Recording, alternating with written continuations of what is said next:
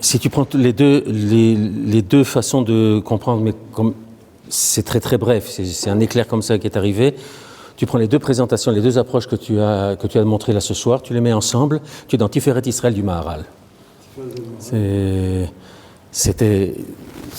Chacun des deux apparemment a mis en avant une partie seulement. Et l'autre chose, j'entends pas. Et vous êtes dans Tiferet Israël du Maharal, dans lequel, d'une part, la symétrie n'est pas totale, mais il y a, mais c'est de nouveau, ces mêmes mots, c'est pas les leurs, oui. Mais la réciprocité qui existe entre Dieu et l'homme, c'est que tout simplement, ou Dieu en quête de l'homme, c'est quand, tout simplement quand nous sommes, je vais dire dans mes mots ce que le Maharal dit. Nous sommes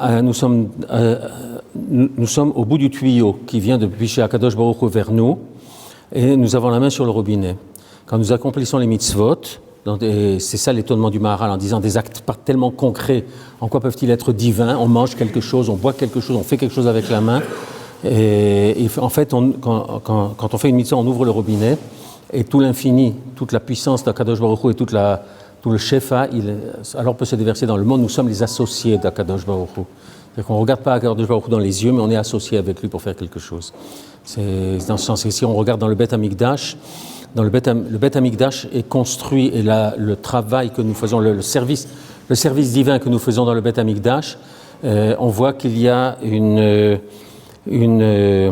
tsunua dukivunit. Il y a une circulation en deux sens, parfaitement opposés, mais en même temps. C'est-à-dire que depuis Akadosh Baruch Hu vers chez nous, et c'est au Beth Amikdash, quand Rabbi Baruch Hana, dans Maseret Baba Metzia, parle d'être arrivé à l'endroit où le ciel et la terre se rencontrent. Je ne vais pas vous faire le jeu de vous demander, à votre envie, c'est où? Je vais vous donner la réponse, c'est le Beth Amikdash. Et c'est l'endroit où l'homme, dans sa montée, rencontre Dieu dans sa venue vers lui. C'est les anges qui sont sur l'échelle de Yaakov, ou Malaché Elohim, Olim Veyordim Bo. Donc Akadosh Baruch Hu, de là-haut, envoie chez nous ce qu'il veut envoyer, et on le reçoit à travers le Beth Amikdash. Vedi Barti Itra, Me'al Akaporet, Mi Ben Shene Akeruvim. Et dans l'autre sens, regardez bien toute la Tnuat Aliyah qu'il y a. La ville est en contrebas. La ville est à ce qu'on appelle aujourd'hui Kfar Shiloach. Les Goïms donnent un autre nom. Mais c'est en bas de Ir David. Vous prenez votre mouton là-bas, vous montez au Beth Amikdash. On monte sur la colline, on entre dans le Beth Amikdash, on monte encore quelques marches pour entrer dans Ezrat Nashim, on monte 15 marches pour Ezrat Israël, on monte encore des marches, toujours avec notre mouton, pour aller dans Ezrat Kohanim. Là, on fait la shrita du mouton et des parties montent sur le Misbéach, et de là, on va prendre une partie de ce qui est sur le Misbéach, les Gechalim, et avec ça, on va faire monter l'encens à l'intérieur du... Donc, on a les deux circulations exactement, apparemment inverses, mais simultanées. C'est pour ça que j'ai tout de suite, dans ce que tu présentais, je voyais les deux en même temps. Donc, en fait, dans ces 2 mètres-là, je crois qu'on doit prendre les deux, en fait. Bon, c'était pas du tout de ça que j'étais supposé parler, mais comme tout enseignant, je ne sais pas me taire, et quand j'ai une idée qui est passée qui est passée dans la tête, alors j'en ai profité. Ça nous donnera l'occasion de continuer à discuter comme nous savons très bien le faire. Il y a bientôt un livre qui va sortir, la date Ba'alatz Darkecha, le volume 3 sur Torah et Sciences, qui va sortir dans les semaines qui viennent. Voilà, il est supposé être à l'imprimerie. Voilà. Bon, alors comme l'autre caractéristique de ce que je sais faire, c'est que j'ai du mal à parler. Il n'y a pas de micro. Je peux essayer de parler un petit peu plus fort, mais c'est comme ça. Il n'y a pas de micro, on va parler de macro. Oui, mais on va parler de macro de toute façon. Et, bon, alors Gilles m'a demandé de parler du Big Bang. Si vous regardez dans Wikipédia, vous pouvez chercher Big Bang, vous allez trouver un texte extrêmement long, de fortes chances que vous compreniez une partie, mais pas une autre partie. De toute façon, je ne sais pas qui comprend vraiment ce dont il est question. Une chose qui, très curieusement, sur le texte Wikipédia que j'ai trouvé, une chose fondamentale n'a pas été écrite, c'est que l'appellation Big Bang a été inventée par un journaliste pour se moquer des physiciens. Et il a tellement bien réussi que c'est ça qui est resté. Et méfiez-vous des journalistes, ça de toute façon. J'en connais quelques-uns qui sont des gens bien, j'en connais beaucoup qui le... Bon. Et d'autre part, méfiez-vous de... Izaru mi bene aniyim ki mehem tetse Torah. Là, il s'agissait d'un Ani Bada'at, et c'est de lui qu'est sorti quelque chose d'important. Alors, une brève histoire de l'univers, ce titre-là est une espèce de pastiche d'un livre qui a été écrit par Stephen Hawking, qui s'appelle Une brève histoire du temps. C'est à peu près de ça qu'on est en train de parler, mais je ne vais pas m'étendre sur le temps, pas d'abord parce qu'on n'a pas le temps, et d'autre part parce que ce n'est pas notre propos, à peu près. Et ce à quoi on a affaire, ça ne veut pas passer, donc le petit Tchoupchik est dedans. Non, il n'y est pas. C'est lui. Il faut le remonter. Eh oui. On a toujours besoin d'intermédiaires. Voilà, ça y est, ça passe. Maintenant, oui. De chez toi, ça peut passer. Mais l'ordinateur ne pouvait pas communiquer avec ça. Ah, bah c'est ça. Bon. Mon principe fondamental, c'est celui-là. C'est Teilim, c'est ce que David Ameler a dit.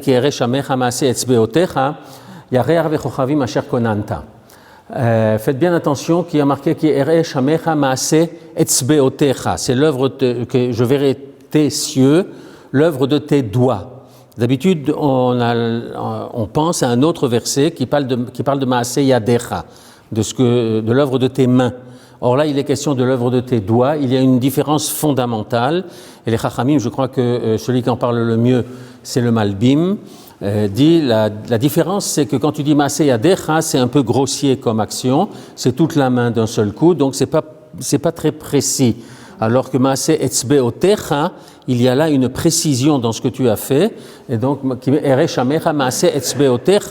le ciel est quelque chose d'assez impressionnant.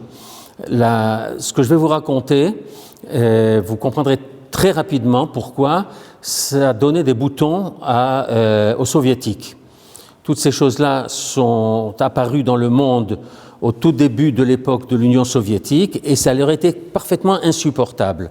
Et lors d'une visite que j'ai pu faire avec des élèves à moi, grâce au père d'une de mes élèves, à l'époque on était encore en France, à l'Observatoire de Nice-Côte d'Azur, il nous a raconté que, à cause de cette impossibilité de supporter cette théorie-là, les soviétiques ont inventé une théorie cosmologique à eux.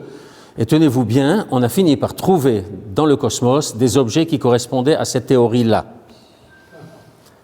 Aforba va aforba vekuleba. Et bon, alors, d'autre part, Hashamayim mesaprim kevod el ou Maaseh Yadav magid arakia, Maaseh Yadav. Oui, on n'a même pas besoin d'aller jusque dans les petits détails. Et de toute façon, Hashamayim mesaprim kevod el, les cieux racontent la gloire de Dieu. Une difficulté que j'ai, c'est quand nous sortons pour dire Birkat Alevana, on est supposé avoir un peu de kavana pour réciter cette bénédiction-là, mais en général je suis comme ça et je regarde la lune, avec une envie d'aller là-bas, mais j'en suis incapable parce que claustrophobe comme je le suis, vous imaginez bien que je ne peux pas rentrer dans ces espèces de capsules. Alors, bon, je n'ai pas non plus les moyens financiers de m'offrir le billet chez SpaceX. Si jamais vous pouvez aider, mais enfin je crois que c'est un peu difficile. Voilà. Alors je vais commencer par ce que n'est pas le Big Bang. Oui. Vous avez certainement une idée dans la tête, parce que vous en avez beaucoup entendu parler, que vous avez vu des choses à la télévision, que vous avez regardé dans les journaux. Vous pouvez être tranquille, ce que vous avez dans la tête, ça n'est pas ça. Oui. Le Big Bang n'est pas une explosion. Oui. Ça n'est pas une explosion, ça n'est pas un événement, il n'a ni lieu ni temps. Oui. D'où la difficulté que j'avais au tout début quand on parlait de point central. Et qu'il faut en général aller chercher quelle est l'intention des Chachamim quand ils disent cela, que ce soit les Chachamim de l'époque de la Gemara ou que ce soit les penseurs d'aujourd'hui. Il faut savoir ce qu'ils ont dans la tête, à quoi ils pensent. Bon, il y en a quelques-uns qui pensent correctement, mais qui l'expriment, mais ils expriment avec leur code à eux. C'est ce que Gilles a essayé de faire, de nous expliquer les codes de ces deux penseurs, Oui.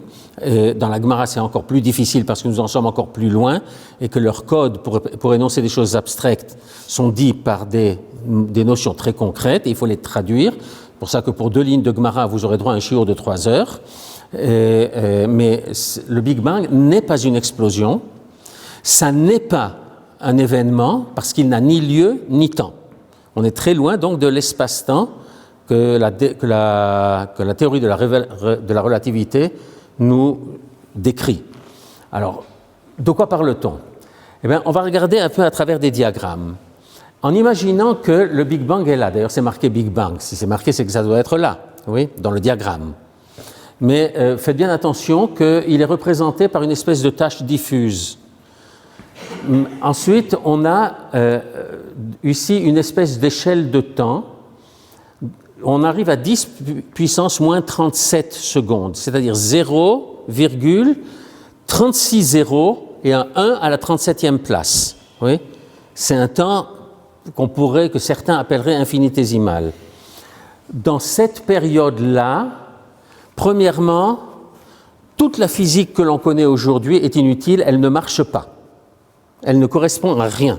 Oui? Il faut, et les chercheurs en physique théorique cherchent à élaborer une théorie qui puisse fonctionner là-bas.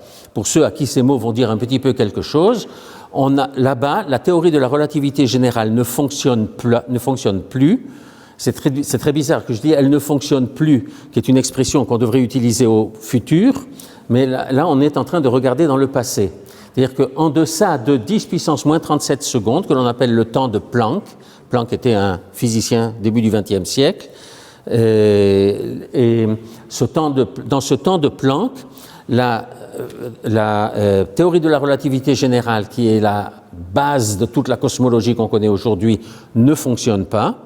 La théorie quantique devrait fonctionner, mais en réalité, on va avoir besoin de quelque chose qui les fait fonctionner toutes les deux en même temps. Or, elles sont, encore aujourd'hui, parfaitement antinomiques. On pourrait dire que l'une parle de l'infiniment grand et l'autre de l'infiniment petit. A priori, du point de vue pensée juive, comme l'a dit le Rav Tzvi Yehuda, de la même façon que l'on dit « Ma rabu ma'asecha Hashem », comme sont grandes tes actions, on devrait dire aussi « Ma katnu ma'asecha Hashem ». Si vous regardez un cheveu, et je ne cherche pas à faire de la capillisection, mais couper un cheveu en tout petits morceaux, ce que vous allez voir là-bas dedans, ben c'est aussi impressionnant que ce que vous allez voir dans tout le cosmos, y compris les exemples qu'on vous a donnés quand vous étiez élève de seconde en physique, mais il ne faut pas croire que la physique d'aujourd'hui, c'est celle que vous avez appris quand vous étiez en seconde. Alors, on a ça, et puis à un certain moment, il y a une période que l'on appelle inflation, rien à voir avec l'argent. C'est dans un très bref temps, on est toujours à l'intérieur de ces 10 puissance moins quelque chose secondes, l'univers qui était totalement concentré, peut-être ça correspond à ce fameux point, mais il n'est pas central, parce que puisqu'on ne peut dire de quelque chose qu'il est central que lorsque l'on a une géométrie. Or, on n'a pas de géométrie, il n'y a rien, et brusquement quelque chose qui existe, et encore quand je dis brusquement quelque chose qui existe, en fait on n'en sait rien. Mais il y a cette inflation au tout début de l'univers fait qu'en l'espace d'une infime fraction de seconde, cet univers qui n'avait pas de volume, mais c'était tout l'univers, oui, c'est pas quelque chose qui se place quelque part, il n'y a rien d'autre, c'est très difficile à imaginer, c'est tout cet univers qui était complètement concentré dans quelque chose d'absolument minuscule, grandit en l'espace de, c'est même pas 3 fois rien, 0,00036 fois, etc., il va grandir à la taille d'un pamplemousse. Tout l'univers. Oui. Et depuis cette époque-là, de façon un petit peu plus lente, il va continuer à se répandre, à s'élargir, à grandir, et il va grandir petit à petit au fur et à mesure du temps qui va passer, jusqu'à arriver à après 13 milliards, 6 d'années, à l'univers que nous connaissons maintenant. Oui. Et qui continue de s'expanser. Et qui continue. Et l'expansion de l'univers, alors là, c'est la grande surprise des cosmologistes, c'est qu'ils se sont rendus compte il n'y a pas très très longtemps, ça remonte à il y a quelques années, 10 ans, 15 ans à peu près, qu'on s'est rendu compte que l'expansion de l'univers était en train d'accélérer. On a des moyens de le vérifier par des moyens qui ressemblent à des effets Doppler que vous connaissez. Ce que vous entendez quand vous entendez une sirène de voiture de police ou d'ambulance qui se rapproche ou qui s'éloigne, c'est la même sirène, c'est le même son qui est émis par la sirène, mais quand la voiture se rapproche, vous l'entendez plus aigu que quand elle s'éloigne. On a la même chose avec des couleurs, et quand les objets s'éloignent de nous, la lumière que nous recevons d'eux se décale vers le rouge. Et plus elle est décalée vers le rouge, plus ils sont lointains et s'éloignent de nous rapidement. L'univers aujourd'hui est en expansion, une expansion qui s'accélère, et le rayon de l'univers grandit de 70 km toutes les secondes. Oui. C'est rien quand on parle de 13,6 milliards d'années, sachant que la lumière se propage à 300 000 km/s dans le vide. Vous multipliez ça par le nombre de secondes que l'on peut avoir. Là, vous avez donc une certaine idée de la taille que peut avoir l'univers, encore que là-dedans, on ne parle pas en kilomètres, on parle en années-lumière dans le meilleur des cas. Et même ça n'est pas suffisant pour les cosmologistes. Et les cosmologistes parlent de leur unité de mesure pour les distances, c'est quelque chose qu'on appelle le parsec. Je vous ferai grâce du détail de combien vaut un parsec. Alors, l'univers va augmenter, mais alors à ces moments-là où il est encore extrêmement petit et toute la matière de l'univers, toute la matière que nous connaissons, plus encore toute l'énergie due à la fameuse équation que tout le monde connaît, dont on a même fait, il y a quelqu'un qui a eu l'idée d'en faire une marque de vêtements, E égale mc2, l'équivalence entre matière, masse de matière et énergie. Vous savez combien de matière a été transformée en énergie dans la bombe atomique qui a été larguée sur Hiroshima ? 70 mg. C'est rien. 70 mg. C'est même pas le morceau de sucre que vous utilisez pour votre café. Et à cette époque-là, donc, toute la matière était une espèce de soupe qu'on appelle un plasma, dans laquelle il n'y avait pas de différenciation entre les différentes particules et ce que nous connaissons sous le nom de protons, neutrons, électrons, et encore, il y a des sous-particules de ces choses-là. C'est une espèce de soupe extrêmement chaude. C'est pas qu'on a pu mettre un thermomètre, mais on sait traduire, la température traduit une agitation des particules. Par exemple, si vous avez des radiateurs à la maison, faites bien attention que votre mur noircit beaucoup plus au-dessus du radiateur qu'ailleurs dans la pièce. Pourquoi ? Tout simplement parce qu'au-dessus du radiateur, il fait plus chaud, donc les particules sont plus agitées, donc elles cognent plus le mur et elles salissent le mur plus. C'est un phénomène tout à fait simple, extrêmement bien décrit par la physique. Et donc, lorsque vous nettoyez votre mur, vous faites de la physique appliquée et de la chimie parce que vous utilisez des détergents. On arrive ici là, on est à 3 minutes après le Big Bang. Et puis là, on va arriver à en réalité 380 000 ans, mais pour ça, je vais être obligé d'aller regarder un autre diagramme. Alors voilà un autre diagramme de la même chose, de la même évolution, et vous allez voir qu'ici, donc, c'est encore mieux montré de façon diffuse puisqu'il s'agit d'un événement qui n'est nulle part et à aucun moment, et donc pas un événement en réalité, et on a l'inflation, l'univers va grandir, et vous avez ici cette espèce d'ellipse avec de jolies couleurs au milieu, et l'univers qui va continuer à grandir. En fait, ce qui se passe, c'est que là, la soupe est tellement épaisse que les photons, qui sont les particules de lumière, oui, si vous me voyez, c'est tout simplement parce que des photons sont émis pour différentes raisons par les différents luminaires que nous avons ici, qu'ils arrivent chez moi, certains je les absorbe et d'autres, ma chemise les renvoie. Elle renvoie ce qui est de couleur jaune, elle a absorbé tous ceux qui étaient de couleur, dans le blanc des ampoules, il y a toutes les couleurs de l'arc-en-ciel, simplement toutes les couleurs ont été absorbées par ma chemise et seuls les photons de couleur jaune ont été réémis et repartent vers vous. Oui. Donc dites ça à vos amis goïms qui font cuire des homards. Si le homard qui était beige au départ ou marron, après cuisson est rouge, c'est un phénomène de physique quantique. Idem, la chimie et la physique quantique appliquée. Ne cuisinez pas de homard.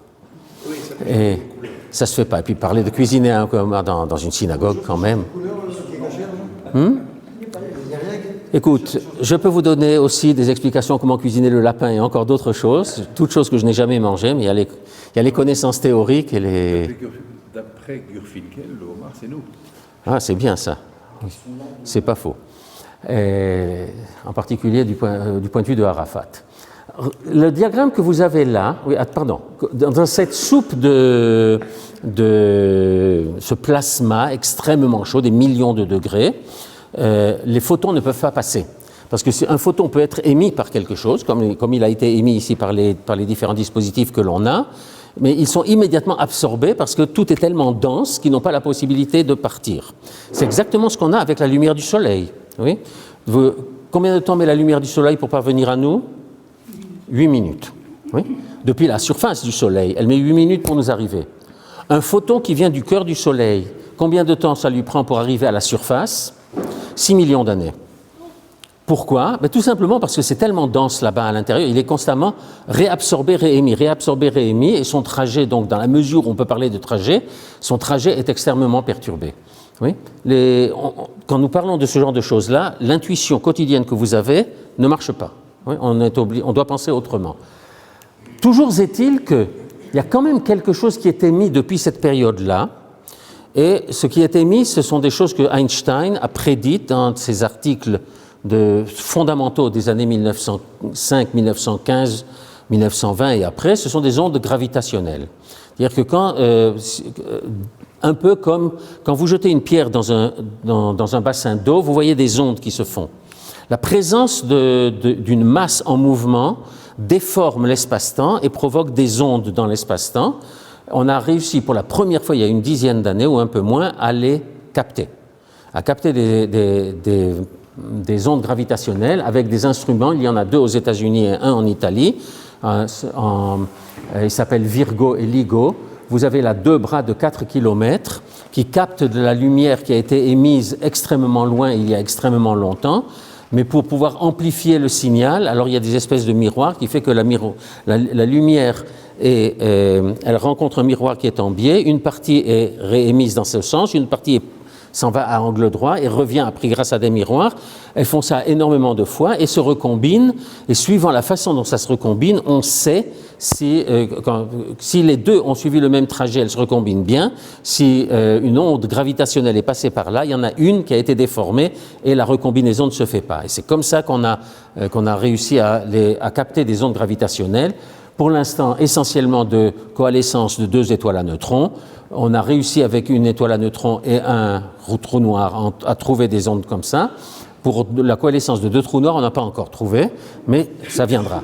Et la puissance de ces instruments-là est constamment améliorée et on finira par y arriver. Mais quand je parle de devoir passer l'onde en question, n'imaginez pas que les bras en question varient ou quelque chose comme ça. On parle d'une extrêmement petite variation de la structure de l'espace-temps qui est captée, quelque chose qui c'est même pas submillimétrique, mais on y arrive. Bon. Toujours est-il que ça a été émis extrêmement tôt, et c'est maintenant l'origine d'une physique gravitationnelle que l'on n'avait pas jusqu'à il y a 10 ans. Et maintenant, petit à petit, on peut arriver à décrire des événements que l'on ne savait pas décrire autrement. Pourquoi ? Tout simplement parce que je vous ai dit que la lumière ne pouvait pas passer. L'univers était parfaitement obscur. Il n'y avait pas de lumière, ça ne passait pas. Jusqu'à 380 000 ans après le Big Bang, où là, la température a suffisamment baissé, l'univers a suffisamment grandi pour que les particules puissent se distinguer et surtout que la lumière puisse passer. Et à partir de ce moment-là, la lumière a pu passer et des choses... Bon, il y a eu avant ça ce qu'on appelait les âges obscurs, et petit à petit, la matière a commencé à s'agréger sous les phénomènes gravitationnels, à s'attirer. Il y avait quelques grumeaux initiaux qui ont, eux, attiré la matière qui était là-bas, et petit à petit, les choses ont grandi et ont donné des galaxies, des étoiles, des planètes, des autres... Je ne veux pas décrire tous les phénomènes de création, d'agrégation de toutes ces choses-là. Toujours est-il que c'est ça ce qui s'est fait pour en arriver à la situation que nous connaissons aujourd'hui. Si vous sortez et regardez le ciel, pas en ville, il faut pour ça que vous alliez sur le Golan ou à Mitzperamon, à des endroits où il n'y a pas de pollution lumineuse due aux habitations ou à la lumière axiale. Vous avez une chance de voir un certain nombre de choses dans le ciel. Essentiellement, vous verrez les planètes. Quand vous regardez juste après la Shkia, vous regardez dans le ciel, la première étoile qui apparaît n'en est pas une, c'est une planète, c'est Vénus. C'est pour ça, entre autres, que la halakha nous disait, quand on était gosse, comment vous savez que c'était la fin de Shabbat? Si on avait vu 3 étoiles. Oui, mais la première, c'est pas une étoile. Donc il fallait attendre, on nous disait, il faut attendre 3 étoiles moyennes. Ou pas les 3 premières, mais les 3 suivantes. Oui, on a entendu tout ce genre de choses. Aujourd'hui, nous sommes beaucoup plus près de la nature, nous lisons un papier. J'étais une fois dans un aéroport à 2h30 de l'après-midi en attendant le vol Elal pour rentrer en Israël et quelqu'un a dit peut-être qu'on va faire mincha. Immédiatement, tout le monde a sorti son téléphone pour voir dans le téléphone quelle était la direction de la tfila. Une fois qu'ils avaient tous regardé, je leur ai dit bon, maintenant venez, il y a une fenêtre ici, il y a du soleil dehors. Alors le GPS d'Akadosh Baruch Hu fonctionne très bien. Il suffit simplement que vous compreniez un petit peu on n'a pas besoin de toutes ces choses-là. Bon, alors on en est là. Et l'idée est maintenant de savoir, c'est bien gentil, l'univers grandit, il y a cette inflation, cette expansion qui grandit, mais qu'est-ce qui va se passer? Est-ce que l'univers va continuer à s'étendre indéfiniment, ou est-ce qu'il va devenir statique, ou est-ce qu'il va au contraire se refermer? Eh bien, tout ça dépend en fait d'une constante que Einstein a introduite dans sa théorie de la relativité générale, et qu'il a regretté d'avoir introduite. Il s'est dit, c'est la pire erreur que j'ai faite de mon temps. Il avait fait ça pour que ça aide à décrire justement quelque chose, et il a dit, c'est la pire erreur que j'ai jamais faite. N'empêche que, à cause de toutes les découvertes de ces dernières années, des 20 dernières années, on commence à se dire qu'en réalité, elle doit être là, cette constante cosmologique, et qu'elle va nous aider à comprendre. Le problème, c'est que, disons comme ça, c'est qu'il y a une certaine variable qui apparaît là-bas, et si cette variable est égale à 1, alors l'univers ressemble un peu à quelque chose de complètement plat. C'est-à-dire comme le monde que nous connaissons, dans lequel, quelle que soit la direction dans laquelle on va, les choses se présentent exactement de la même façon. 1 mètre par ici ou 1 mètre par là, c'est la même chose. Si cette constante est inférieure à 1, alors on va avoir un univers qui ressemble à une selle de cheval. Et en fait, ça fait que vous savez très bien que dans une selle de cheval, si vous posez une bille quelque part, dans une certaine direction, elle va tomber, mais dans d'autres directions, elle peut pas parce qu'elle devrait monter. Oui, comme un col entre 2 montagnes. Et si cette constante est plus grande que 1, alors on a une structure comme celle-là, un peu comme une sphère. Et en fait, ce qui va se passer, c'est que dans ce modèle-là, à un moment quelconque, le monde va finir par de nouveau rétrécir, jusqu'à arriver au parallèle, au symétrique d'un Big Bang, ce sera un Big Crunch. Maintenant, quelle est la situation vraiment? Eh bien, on n'en sait rien. Parce que la constante telle qu'on est capable de la calculer aujourd'hui, de la mesurer par les observations, etc., elle est extrêmement proche de 1, avec une erreur possible supérieure à la précision que l'on a atteinte. Ce qui fait que donc, on ne sait pas. Et c'est pas plus mal que d'être capable de dire qu'on ne sait pas. À l'époque, il y avait 2 physiciens, à part Einstein, il y en avait encore beaucoup d'autres, mais il y en a 2 dont on retient les noms par rapport à ça. Un, c'est Alexandre Friedman, qui était juif, un juif russe, en Union soviétique. Et c'est justement parce que lui véhiculait la théorie de la relativité, un juif, vous pensez en plus, en Union soviétique du début, il fallait absolument autre chose, et lui, on l'a fracassé. Et pas exactement comme Navalny, mais enfin pas loin. Et le maître, c'était un prêtre belge, qui était très proche de Einstein, c'était un excellent astrophysicien aussi, on en parlera peut-être dans quelques minutes. Je reviens ici, à ce moment, 380 000 ans après le Big Bang, la lumière a donc commencé à passer. Et toute la théorie était que on doit la retrouver quelque part. On doit pouvoir capter cette chose-là, mais on n'y arrivait pas. Et en définitive, c'est dans les années 60 que Arno Penzias et Wilson l'ont découvert un petit peu par hasard. Arno Penzias, c'est un juif. Il met les tefilines tous les jours. Ils étaient en train d'essayer de mettre au point une antenne pour les laboratoires Bell. Il y avait des parasites. Ils n'arrivaient pas à se débarrasser des parasites. Ils ont cru que ça venait du soleil. Ils ont donc essayé de régler l'antenne dans la nuit. Il y avait toujours ces mêmes parasites. Ça leur a pris du temps. Ils ont fini par comprendre qu'ils avaient capté cette radiation, cette première radiation émise 380 000 ans après le Big Bang, et que ce que l'on appelle le fond diffus cosmologique. C'est une radiation micro-ondes que l'on capte aujourd'hui à une température de même pas 4 degrés au-dessus du zéro absolu. Et alors on a envoyé des satellites pour en faire une carte, une cartographie. La première cartographie qui a été obtenue, c'est celle-là, par Penzias et Wilson. Longtemps après, un satellite américain qui s'appelle COBE, C-O-B-E, a réussi à faire ça. La grande tache rouge au milieu, c'est la radiation, c'est un parasite, c'est la Voie lactée. Et après, les Européens ont envoyé, ou les Américains ont envoyé WMAP, ça a été déjà nettement meilleur. Et le dernier satellite qui a fait cela, c'est un satellite qui s'appelle Planck. Vous voyez que le grain est beaucoup meilleur. Les couleurs donnent des différences. Et l'astrophysicien en chef de la NASA a dit « Je vois le visage de Dieu ». Kolakavodlo. Et vous voyez que là, le détail est nettement meilleur. Ce que l'on cherche là-bas dedans, les différences de couleurs sont des différences infimes de température qui indiquent des grumeaux de matière qu'il pouvait y avoir, les germes qui ont pu donner par la suite les galaxies et autres. Et tout simplement parce que certains astrophysiciens, dont quelqu'un qui s'appelle Jean-Pierre Luminet, qui quand il a commencé était à Meudon, il est aujourd'hui à Lumini, il cherche justement la structure de l'univers, et sa théorie est qu'en réalité l'univers que nous voyons est quelque chose d'extrêmement trompeur, qu'il y a une cellule de base que nous voyons des millions de fois, et les choses se passent, si vous vous souvenez de votre téléviseur avant, avec les 629 lignes, il y avait un balayage qui fait que les électrons terminaient au bout d'une ligne mais recommençaient immédiatement de l'autre côté. Et donc il dit la lumière dans cette cellule de base, quand elle sort d'une face, elle re-rentre immédiatement par la face opposée avec une différence de phase de 36 degrés. Et donc il cherche maintenant quelle est la structure véritable de l'univers, et dans la carte, ça c'était la carte de WMAP, il cherche des cercles homologues. Si vous vous souvenez des croquis Gilwell que vous faisiez quand vous étiez au ZI, ceux d'entre vous qui y étaient, il cherche quelque chose, il cherche des cercles homologues, c'est-à-dire que quand on parcourt le cercle ici ou le cercle là, ce que l'on voit à droite et à gauche constamment, c'est exactement la même chose. Et il y a une raison de penser que ce n'est pas sphérique. Oui. D'abord, la première raison, c'est que il est clair que l'univers n'a pas de bord. N'a pas de bord. Pourquoi? Tout simplement, imaginez quelqu'un qui est debout sur le bord, oui, et il étend sa main. Alors sa main, elle est où?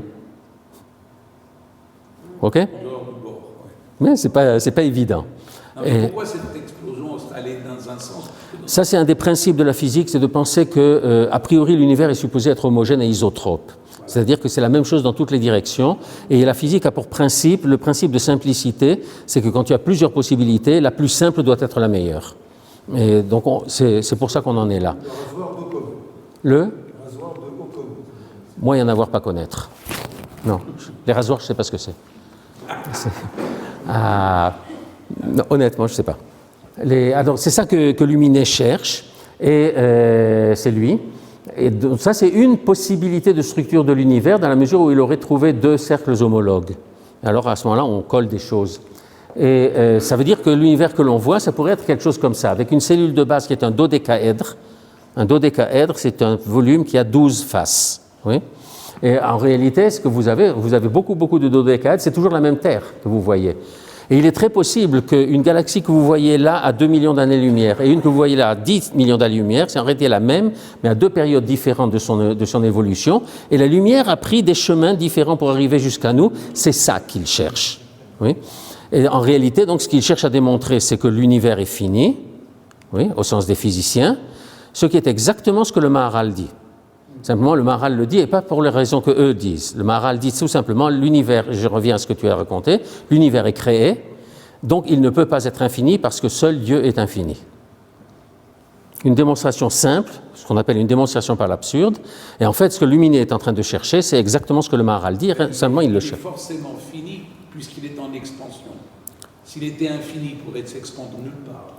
Mais il n'est pas en expansion quelque part. Il n'y a pas d'autre part. C'est très difficile, cette notion-là. Il ne s'expand. Il ne s'étend. Non, rien, il ne s'étend pas. C'est l'univers. Il n'y a pas autre chose. C'est lui qui enfle. C'est dans quoi? Image. Tu prends un ballon de baudruche pour l'anniversaire de ton enfant. Oui. Ton ballon, tu gonfles. Oui. Une fourmi qui est sur le ballon, elle n'a aucune conscience d'autre chose que d'être sur le ballon. Son univers, c'est le ballon. C'est le ballon qui est en expansion. Elle n'a pas ailleurs. Il n'y a pas un ailleurs. Oui. 6 milliards d'années pour venir. Ça veut dire que l'objet aujourd'hui est à 15 milliards d'années. Parce que l'univers, les choses s'écartent. De nouveau, prenez votre ballon que vous gonflez, faites 2 taches sur le ballon, vous gonflez la chose, vos 2 taches s'écartent. Mais quand on pense à l'univers, on pense aussi à la matière noire, c'est-à-dire... Je n'y suis pas encore arrivé, mais ce qu'on appelle la matière noire et ce qu'on appelle l'énergie sombre, ce sont simplement des choses qui sont à l'intérieur de cet univers-là. Oui. Il n'y a pas de... qu'on ne voit pas forcément. Qu'on ne voit pas, c'est pour ça qu'elle s'appelle noire. Il y a beaucoup de choses qu'on ne voit pas. Et il y a beaucoup de théories là-dessus, mais c'est ça un peu qui va ressembler à l'univers. Et les simulations qu'a fait Luminet, avec une base qui serait un cube ou qui serait d'autres formes, avec son dodécaèdre, il arrive en définitive à des simulations qui ressemblent très fortement à la cartographie obtenue par Planck. Donc il y a de fortes chances que ça marche. Maintenant, pour les philosophes qui sont parmi nous, il y a chez Platon une description de l'univers à l'aide d'un dodécaèdre. Alors, est-ce que c'est ça qui a guidé Luminet pour chercher? Je dois reconnaître, j'ai un jour échangé des emails avec lui, mais pour autre chose. Pour le premier volume, je voulais utiliser certains de ses documents, et je lui ai demandé la permission, mais je n'ai pas pensé à lui dire, dis-moi, pourquoi tu as pensé au dodécaèdre? Parce qu'il faut savoir que cet homme-là est clairement un chrétien religieux, oui, au sens noble du terme. Oui. Et voilà, alors maintenant, ça, ce sont les gens qui ont reçu le prix Nobel pour la détection d'ondes gravitationnelles. Et là, vous avez une espèce de schéma qui peut vous montrer un petit peu. Ça, c'est la façon dont les capteurs fonctionnent. Et ça, c'est un peu ces 2 objets ultra denses, ultra massifs, qui sont en danse l'un autour de l'autre jusqu'à ce on appelle ça coalescent. Ça vient de l'anglais, en fait, en créant ces ondes que l'on essaie de capter ailleurs. Voilà, c'est ce que je voulais vous raconter là maintenant. Maintenant, si vous essayez de lire ce qu'on a appris avec Gilles à l'intérieur de ça, c'est un travail pas évident. Il y a une correspondance quelque part. Il est simplement juste vous dire Georges Lemaître. À cette époque-là, le pape Pie XII, quand il a appris l'existence de cette théorie et autres, il a sauté de joie et il a publié ça. On peut dire pour lui urbi et orbi que maintenant on a une démonstration scientifique que le monde a été créé. Le maître s'est précipité à demander audience au pape et l'a adjuré, surtout ne dis pas ça. La science, elle est là-bas et la religion, elle est là-bas. Surtout ne mêle pas tout. Gilles avec la philosophie et le professeur Dana Picard avec la physique. Attends. Si lui est Gilles, alors moi je suis Noir. Si moi je suis le professeur, alors lui il est docteur. Eh oui.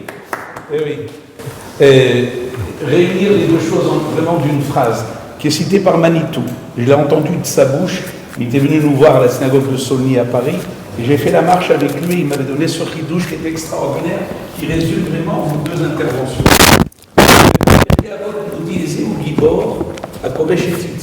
Qui est fort, celui qui est capable de se maîtriser. Comment ça se fait qu'on dit comment ça se fait qu'on dit dans la Hamida Atagibor la machin? Il m'avait posé la question. Vous avez dit que le bon Dieu il a une serrara. J'étais resté pantoute. Une question. Comment on dit Atagibor? Tu es Gibor, ça veut dire que tu es Kovesh. Pourquoi? Je dis j'ai pas de réponse, mais je vais te dire. Exactement. Cette lumière qui est à l'origine de tout, vous ne l'avez pas cité, vous l'avez cité, cette lumière de que mon Dieu a fait un tzimtzum, il s'est écarté dans un besoin d'altérité, un besoin de laisser la place pour les autres. Mais la tentation d'une lumière infinie, c'est de retourner dans ce volume que le bon Dieu a bien voulu laisser dans un grand moment de chesed. Or, si cette lumière infinie revient de cet endroit, on disparaît. Or, par définition, l'infini doit occuper tout l'espace. Donc, Akadosh Baruch Hu fait un effort sur lui-même tous les jours de laisser cette humanité, de laisser ce cosmos, de laisser tout ce que vous avez décrit dans ce moment de Chesed.